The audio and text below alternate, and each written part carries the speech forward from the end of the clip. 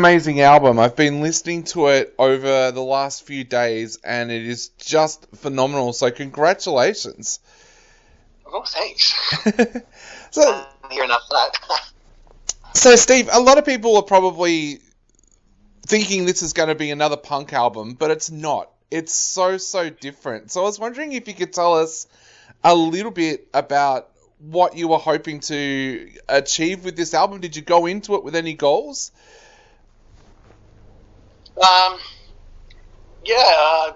The goal was to create a really good album. Yeah. It's pretty simple. I've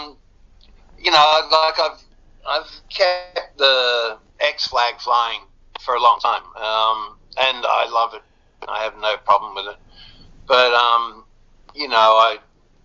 I can't afford to let one compartment of my life run my whole life. It's not like it was a top 40 band and I can tour around constantly and make lots of money. And I've never been a huge one for the mainstream industry. So over the years, I've done lots of releases, but through my own kind of boutique mail-out system where I'll crowdfund a record, and if X amount of people give me X amount of money up front, pardon the X pun, but then I will print X amount of records. Yeah. And so I've just been doing that, for as long as I've been with my wife Joey. So, it's our we just had our 8th anniversary, and we've been together for longer than that. So, so a lot of people probably aren't aware of what I have been doing, and that's fine because I wasn't doing it to be, it wasn't doing it to be anything. I was just doing it because it was fun and no pressure. I didn't have to have a band. I didn't have to have anything. I could just sit at home in my home studio, do it all myself, or get some friends in occasionally, and that was fine. But I'd done that for a while, and I'd been playing with a band that I put together called the Heinous Hounds, and that was originally with Ash Davies, Chris Wilson, Jerome Smith, and Matt Dwyer, and it was just all sort of covers and bluesy kind of music, and we didn't rehearse. We just turned up to a venue. Initially it was Ding Dong. We had a residency there, and someone call out a key and a style, like maybe, this one's in C, Chicago Shuffle, and then the song would start, and until the vocals came in, you wouldn't know what the song was. And I wasn't that experienced. Well, I was totally unexperienced with the blues, so it was all new to me, and it was a revelation. And over the years, I kind of got to really hear what I wanted to hear and what I didn't want to hear. Yeah. And because it was always so spontaneous and there was no rehearsing and no collaboration or anything, I started to think I need to actually write some of my own songs, and do them. And Chris had died, obviously, which was very tragic. And Dave Hogan had stepped in, and people came and went when they were booked on tours or whatever, and I'd get stand-ins, and that's how I met Peter Maverick and Peter Robertson. They clicked, and I started doing some duets with Pete Maverick, him on double bass, me on acoustic. And the more I did that, the more I realised, in a way, it was going back to Ex-Aspirations. I just loved the simplicity of just the guitar and the bass, and I thought brushes would be nice. And it just kept evolving in my head. And I thought actually piano would be nice too. And I'll just keep what I do as a minimum so I don't get in the way. And out of that sprang the album. Steve, as you said, you've played a lot of different genres over the years. What kind of music did you grow up listening to, and what kind of music inspired you to be a musician yourself? Okay. Um, what inspired me initially, I think, I can't prove it, but I think that my mother and father were great dancers. They used to win Golden Slipper awards and stuff like that, dance competitions, and so they would have been dancing to swing, jive, whatever young people danced to in the early 50s. They would have been in their 20s. I think my father was only 22 when I was born. So whatever was kicking around, I suppose rock and roll was just starting. So I know my mum loved Johnny O'Keefe, people like that. She used to dress me up in, if he made a TV appearance in a leopard print suit, she would get to work and make me a leopard print suit, even though I was only 3 years old, dress me up in vests, bow ties and stuff. So I think I got a very early taste of at least the theatrical side of it from my parents. But then the other main influences, because I've been asked this question a lot, and I'm finding that the answer evolves every time I get a chance to reply to it, because I remember so much more, My father's parents were vaudevillians, so there was obviously an influence from them. My grandmother was a chorus girl, and my grandfather was a honky-tonk piano, soft shoe, magicians, sort of a singer, and oddly enough, a bare-knuckle fighter.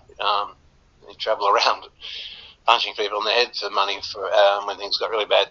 But so obviously there's that in a family context. But the radio and TV were like the default babysitters of my day. So I got to hear a lot of music like that. But, the first 7-inch vinyl I bought was Strangers on the Shore by Acker Bill. And I was only about 10 or 11 or something. Then, of course, the Beatles hit and they had the shows on TV, the Monkees. And as you grow up, you go to school and your friends, you make it school, introduce you to other things. I went to Granville. It was a very rough school in Sydney. It was very rough. I was there for 1 year and I really didn't fit, and there was about 6 other guys that didn't really fit. And we used to hang out in the music teacher and the French teacher were both student teachers, and I think they took pity on it, so they used to let us hang out in their staff room, so we wouldn't have to deal with bike chain fights and the rest of it that was going on. And they were all doing music, like proper music. Proper music. They're like studying clarinet, saxophone, learning drums, learning this and stuff. And they had a school band, and I was asked to be the singer, and it was added to the excuse to hang out together. And they had a strong influence, and I'd totally forgotten about them, to tell you the truth. Today is the first time I've ever really brought it up. But they were great guys. They were hysterically funny, and absolute nutters. They were brilliant. And for the school dance, for the year 12s, whatever it was, they're saying you have to play really nice music. It has to be things like father and son and stuff like that. Oh, yes, of course, to the headmaster. We did a few like that, Fire and Rain and stuff like that, and then launched into Aqualung by Jethro Tull and all those things. And then Locomotive Breath and Black Knight, and no one could stop us, and that was fun. But then I got kicked out because I spent more time playing truant than I did actually turning up to school and sitting in classes. Then I went back to Fort Street, my original high school, and kind of brought that experience with me. Yep. I had bought a really crappy guitar, and I could play, open chords. And someone gave me a buskers book, like 200 songs with 3 chords, so I kind of, that's how I got started, and then I met my friend Ian Cray. Well, not met him, but I reconnected with him, and he goes, you got a guitar? And I'm like, yeah, and so, he used to hang out with me, and we'd sing harmonies together and stuff, and then I went away. I got kicked out of school again, same reasons. I just wasn't there enough. Was actually got told not to even bother trying to re-enroll in another one in New South Wales. And then I just wandered about for a bit, and suddenly I was an ex. Yeah. And then the influences were the rehearsal room, because Yep. Ian Ryan had been in Band of Light and things like that. Steve Cafiro had been in the industry. He played in a band called The Creatures, and they were about 10 years older than Ian Cray and myself, and so they became the immediate influences. Yep. Because Ryan would start pumping out a bass line, Ian Cray would leap in, Steve would leap in, and I'd just be screaming whatever came into my head over the top of it. And from then on in, music outside of X wasn't really that important. I mean, of course, we thought the Sex Pistols were pretty cool, the Ramones and stuff like that, but we didn't want to sound like them. Yep. Because there was no point. They already were doing all that. So we were finding our way, and I suppose if Ian Cray hadn't have died, probably would have gone more the way of sort of like AC/DC, I think. I think we would have become a more obvious rock and roll band instead of a punk band. Yep.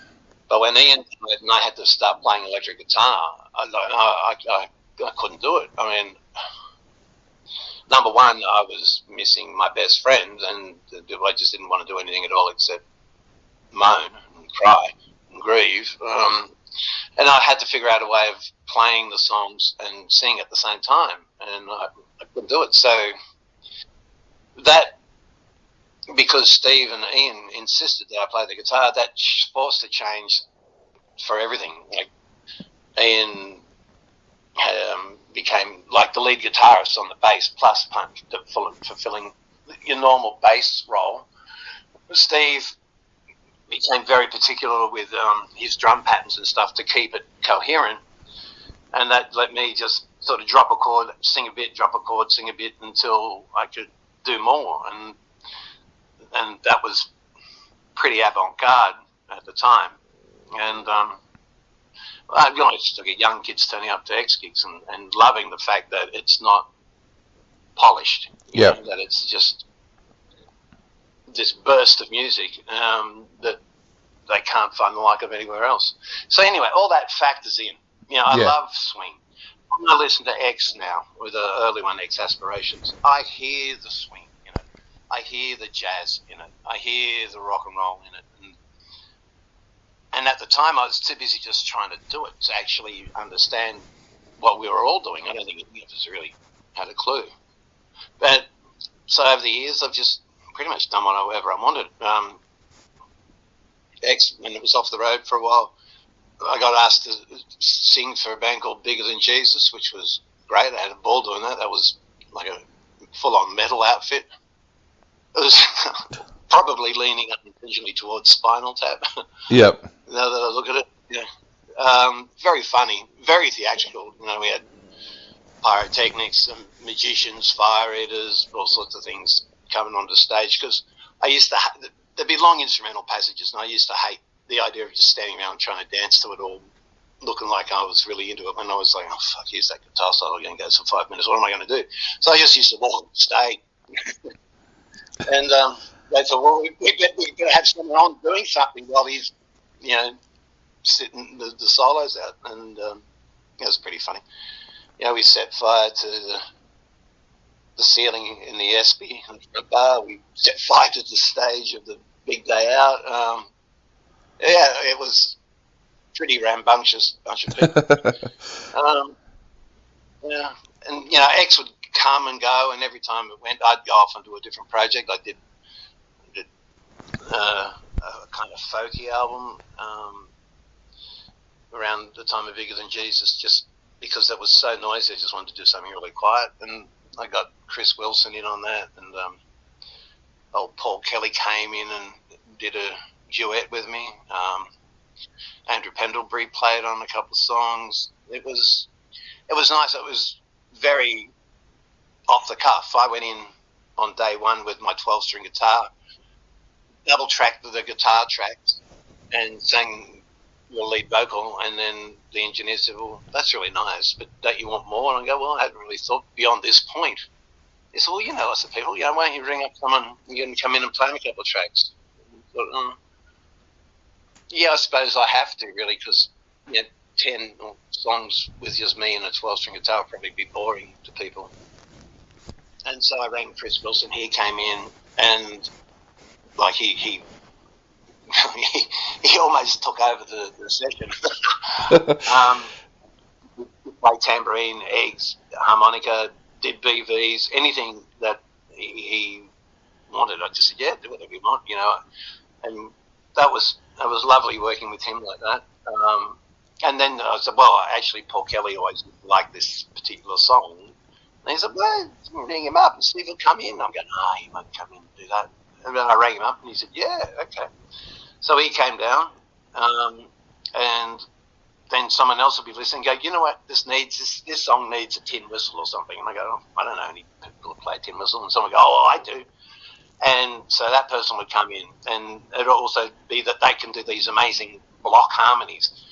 And then someone else would be hearing another song go, a violin would be great, and you should get, what was his name? It was Nigel something. I can't remember now. That's terrible. But I'm getting old.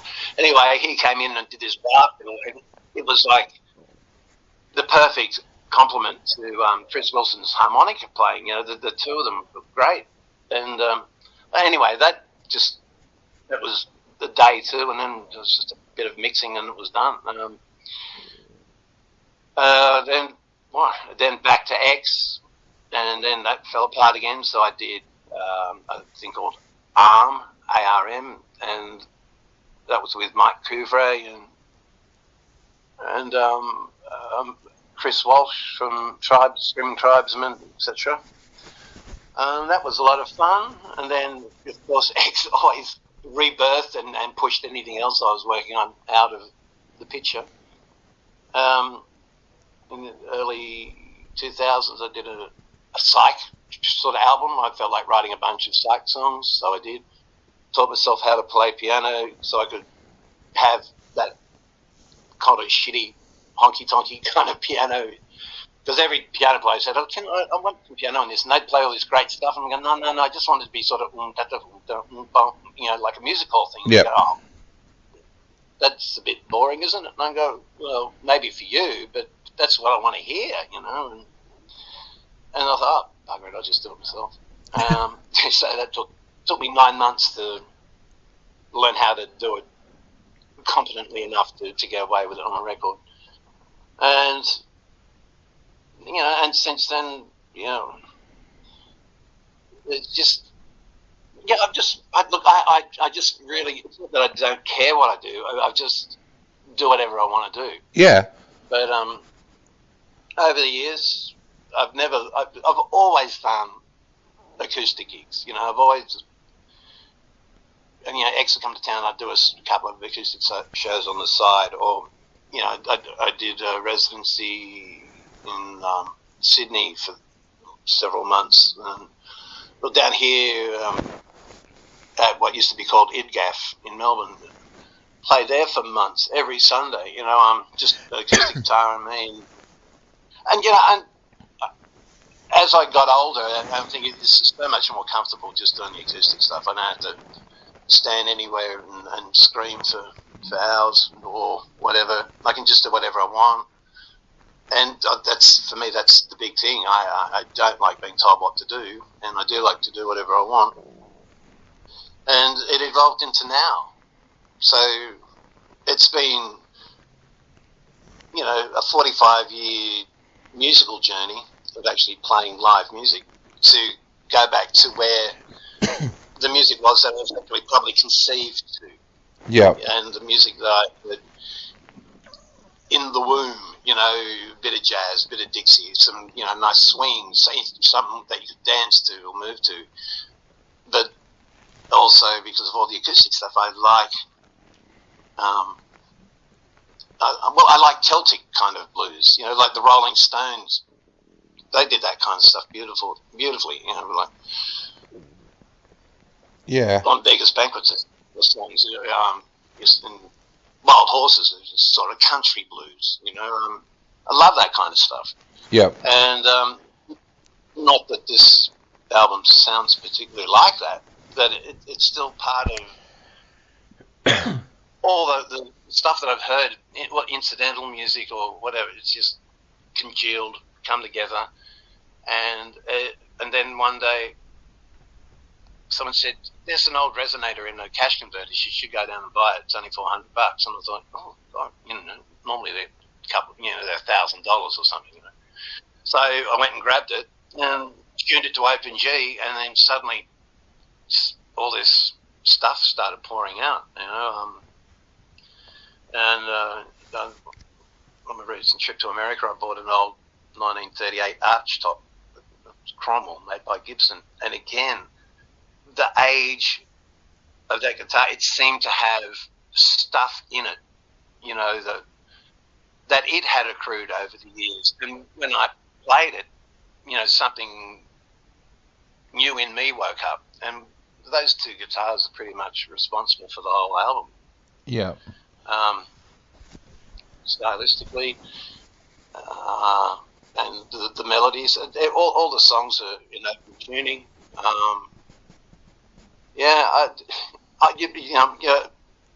You do wonder where they come from, but they come from out of nowhere, or they come from out of the instrument you're holding in your hands, or whatever you're feeling at that time, life experience, etc. A lot of songs, you think you're writing about something, then you realise that it's a metaphor for yourself to introduce yourself to something you hadn't considered that maybe you need to step up and deal with, take responsibility for, or something.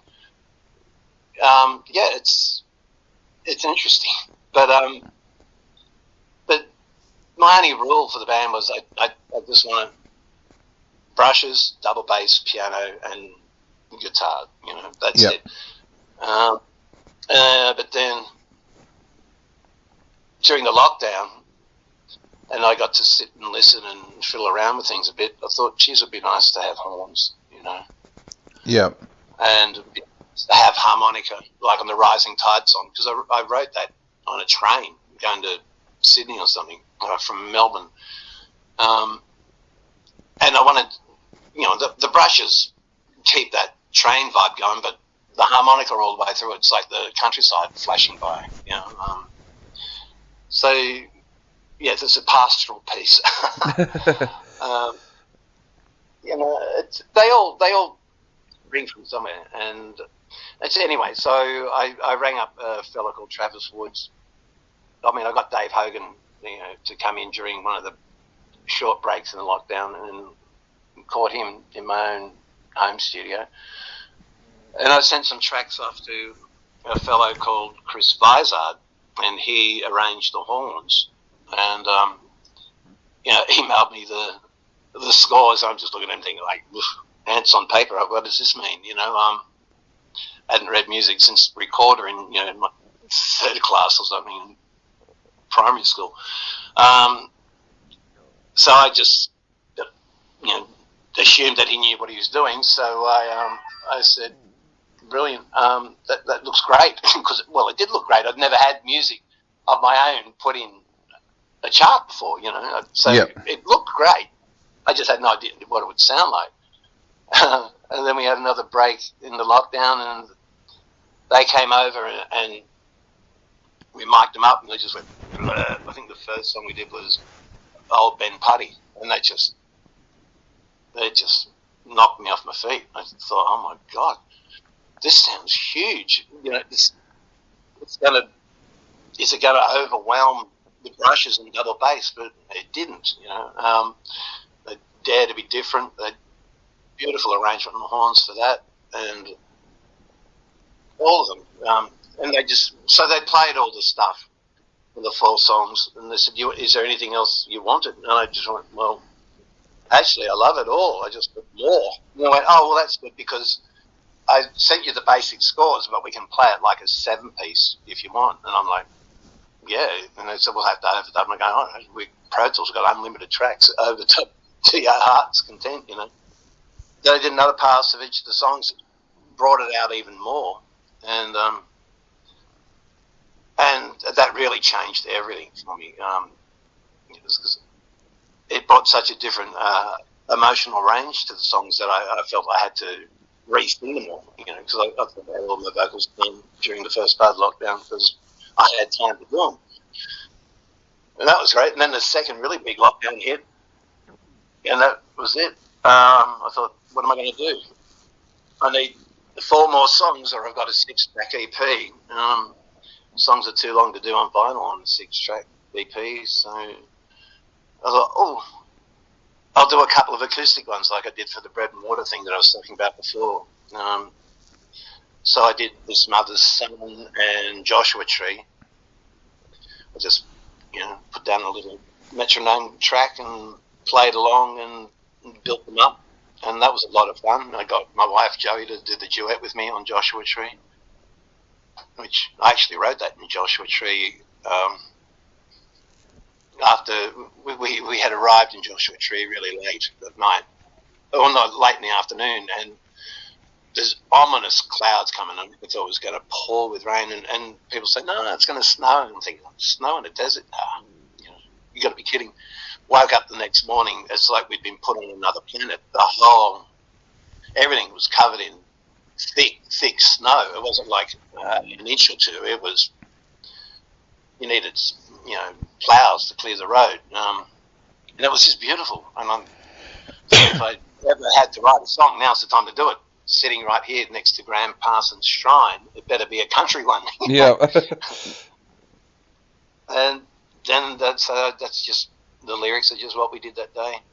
And that was great. You know, I thought, well, that's 8 songs. And I thought, well, what am I going to do now? And I come up with the idea of the song Cross That Line, noodling around one night, being frustrated with being stuck at home, but also had been having a great time with Joey because we hadn't ever spent that much time together. And some relationships could have been destroyed by that, but ours really blossomed. And so I got that song and I put it down to a click track thinking, oh, maybe I'll just do another acoustic song. But then I thought, well, hang on. All the guys that I know are really professional dudes.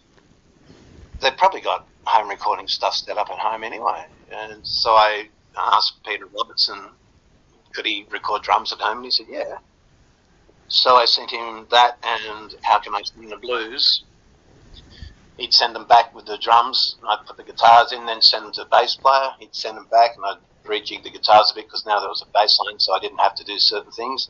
Send them to Bruce, and Bruce would send back, you know, piano tracks, and I go, oh yeah, I like this bit, and I can do that. Now I don't need this bit on the guitar, or I can put in something else here, and that's how we got the last 2 songs, because we played together a lot. We didn't actually need to be standing face to face to get a vibe going.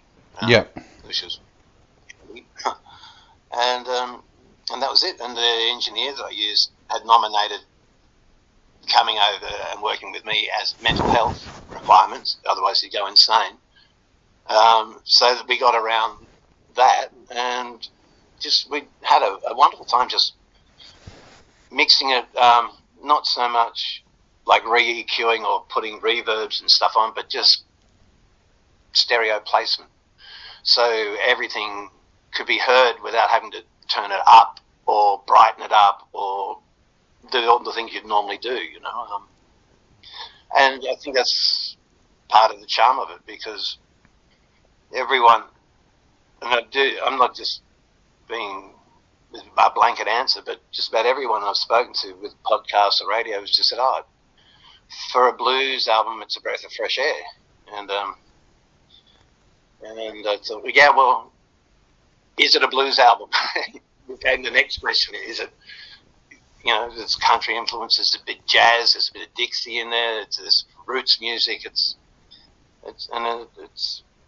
been very well received, which was like a thank God moment, like, what if, whenever you do anything, you just think, what if no one likes it, and that's not a good thing to dwell on. And I just thought, well, it doesn't really matter because I like it. And the guys who played on it like it, and that should be enough. But it's still always a relief to hear someone say, I love it. It wasn't what I expected, Well, Steve, our listeners have certainly loved it, I have to say. Really? Oh, good. Oh, so what, they give you feedback? Oh, yeah, online all the time, and we do song requests and things like that, so, yep. Really? Oh, that's probably Billy Walsh. She lives out there. Well, our show goes right around the world, so because we're on digital radio, it goes everywhere. So Oh, how cool! Oh, that's really good. Wow. Oh, that's good that people are hearing it and liking it enough to request something. I didn't know that was happening. Because you don't know. It's not like when I was a kid or even a young adult when the top 40 was the thing, so whatever, and every radio station could have a slightly different top 40. And, there could be the Beatles, the Stones, and Frank Sinatra, or Engelbert Humperdinck, or Shirley Bassey, or, anything. And then later on the punk years, all that, the Blondies and Pretenders and Ramones and stuff. It was very different. But now, with the podcasting thing, which I am not really that aware of, because this whole blues scene thing is very, very new to me. I don't know the people behind it all, but and who, if it had been up to me to approach people, I wouldn't have had a clue. But Annie, who I engaged to do some PR, she's a godsend. Yesterday, I got an email from the Australian Blues Association, and they have their own indie chart for blues music in Australia, and I was in number 8 in the top 25, and I thought, oh wow, God, I haven't been on any independent chart for years, because I never, well, maybe I never thought to look, never even considered that anything I did outside of X would really get that much attention, and that's fine. But it was so, I was in shock. Oh, wow, Russell Morris is only 3 above me. Like, I'm the same chart as him. As a kid, I used to watch him on TV and think, oh my God, I wish I could do that. And it's been fascinating. And as I talk to people, and they tend to open a door into another place, or a window somewhere I can stick my beak in and have a look. And hopefully I'll get to do shows using, like, I've got an 8-piece version of the band now, but I can't do very many shows because it costs a fortune. Yeah. I don't have that, but we've done 2 big shows, and that's just, it's so much fun, honestly. Standing on stage with the horns going and the pianos, and just got Nicky Del Rey playing slide because I can't do all the guitars by myself now. It's been such a beautiful experience. And I thought, I felt a bit like Dave Hogan did when Chris was sick, and he was suggested to come in. Jerome Smith told me about him, and then I rang Chris and said, "What about Dave Hogan? Would that be cool with you?" And he said, "Dave, I love him. He was my mentor." And I rang Dave, and he said, "Oh, I haven't been playing for a few years now. It'd probably be good for maybe 3 or 4 songs." And I said, well, do you want to go? And he goes, "Oh, yeah, but I can't really sing." I said, "Well, Bob Dylan can't really sing either, but it never stopped him." And so we went, "Oh, okay, if that's the attitude." And he turned up, and instead of doing 3 or 4 songs, we kept him on stage for 3 hours. And he didn't miss a beat. And I got a call from him the day before yesterday saying he'd just been to his lung specialist, because he'll be 73 this year. And he doesn't have to keep going back anymore. Or the harmonica playing, the singing had increased his lung capacity from something like 30% to 80%, and had given him a whole new lease on life. And I think I was starting to feel like he may have been feeling like, well, I'm going to have to start slowing down. I can't keep doing X forever.